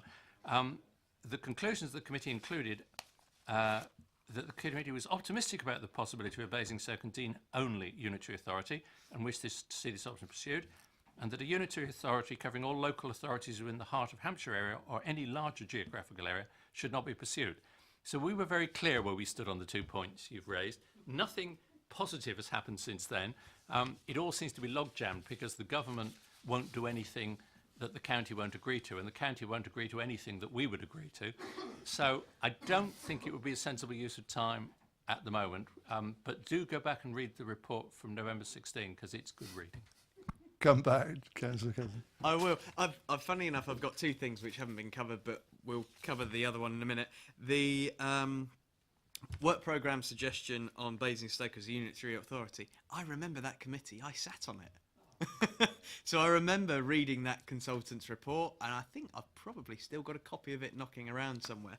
But ultimately, I'm looking at this as not as something that the committee looks at as a one-item subject. I'm looking at it as a working group, and I was actually seeking people who wished to come and join me and work on that working group. I appreciate the points that you raised in terms of things are a bit log-jammed at the moment, but anything could happen that could ease that logjam, and all of a sudden we're taken down a path very quickly that we might not wish to see, which could very well include someone from Bewley being mayor for Basingstoke and making decisions for the people of Basingstoke, which I think they really don't want. And again, that was something that came out in the PwC report of November 2016. See, I can't even remember which consultant did that. So that's definitely one consultant that needs to go on our... How much did it cost? Oh, God, I can't remember that one. It was a big report. But that was the point on that one that Councillor Golding raised, and forgive me, Chair, for then hijacking it for the other work programme suggestion Just form. before you leave that, Councillor Cousins, are we saying there that, as you point out, I mean, having a working group really to do some stuff on that, which you'd be content, I guess, to lead, would you? Would that be okay to say that? Yes, yeah. So we previously had the County Services Working Group, which has folded away, members have drifted off. My recommendation is merely reinstating that, and I'm more than happy to be the lead member. I'm seeking, A, do people wish that working group to be resurrected, and B, is there anybody who wishes to join me? Just to complete the process, I mean, that doesn't have to be limited to members of Scrutiny, does it? Obviously, in terms of people who would be interested in this particular piece of work. So if, in principle, everybody's in agreement with that, you know, a working group which Councillor Cousins will lead, we could do a wider inquiry, I guess, of colleagues to see who would be interested in taking part in that. Is that okay? I mean, I can see the enthusiasm bubbling around the table, so. At risk of breaking ranks from Councillor Golding, I do think it would be an interesting thing to talk about, and I would be happy to go on it. Thank you, Councillor Robinson. See, that's a good start, isn't it? Okay, thank you. Right, and go on, Councillor, because you've got one more, I think, haven't you, too? I do, which was the investigation into the use of pink papers. And again, this is a perception in terms of I think we have seen over the past 3-4 years the use of pink papers has been used, and it is not always, in my opinion, been necessary for pink papers to be used. I'm immediately recalled to a CEP meeting, which Councillor Golding was chairing, when we were looking at the renovation of the leisure park. And there were documents on pink papers, but I actually pointed out to the committee that they were publicly available through our partners at Three Rivers, and asked the question, why is it on pink papers here but publicly available on their website, and was told, oh, we'll need to go and look into that, and nobody's ever got back to me. But there is a wider point here, which is residents have the need, they also have the entitlement to know about things that are going on in their borough, which they're paying their rates for. I agree that there are times where pink papers are completely and 100% necessary. My concern is either in the past, be it near past or even current practice, are we using the pink papers a little too much? Thank you. Sorry. Councillor Golding. I agree, it's worth exploring. Just to make the point, I think it would be incredibly difficult to do that in any meaningful way in committee, because you'd need to talk specifics, which you couldn't do in the committee. So I do wonder whether this is more a task and finish group thing, at least initially, than trying to do it in committee. We could have a report on pink paper, couldn't we, I suppose? Yeah, that's what I mean. But in all seriousness, I mean, I've had the same perception as Councillor Cousins, really, and in fairness, Graham Cadle spoke to me about this, really, or wrote to me about it. I mean, I think it's, you know, sort of catch-22, really. It's quoting the examples of areas that we've looked at that have been on pink papers, and I could quote you some examples within HR of not too distant past, which I thought was unnecessary as well and went under the heading of exempt. But quoting those examples and having a discussion within this sort of committee structure here might be difficult, as Councillor Golding points out. So he's probably right on that. I think really we need to examine the examples, but do it in a more discreet way, I suppose, would be the words, and then see where that takes us, really. Yeah. Would that work? Sorry, just to say, you know, let's find some examples first and see, you know, where we go from that in terms of whether they were absolutely necessary or not, but within that discrete setting, really. Yeah. Yeah, and I allude to that in my form where I'd say, yes, it could be a single issue item, but could move to a working group should the committee be minded to do so. I think from the sounds of it, we're minded to do so, and I've got no issue with it going to a working group or task and finish or whatever we wish to call it. But it seems like a suitable environment to have those discussions. And again, the committee services have a protocol in terms of this is what we deem should be on pink papers, and again it's potentially a review of that protocol or that checklist, as it were, that if it meets this requirement, does it go on pink papers? It might be an ample and right time to see whether it needs updating, amending, or whatever the case may be. Councillor Robinson.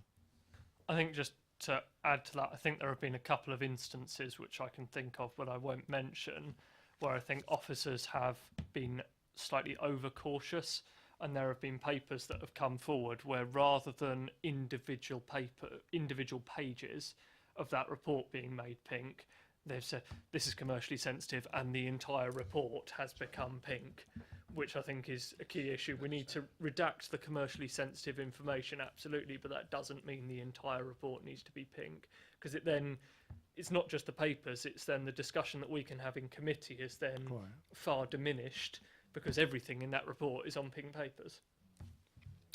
I'm grateful. Okay, thank you.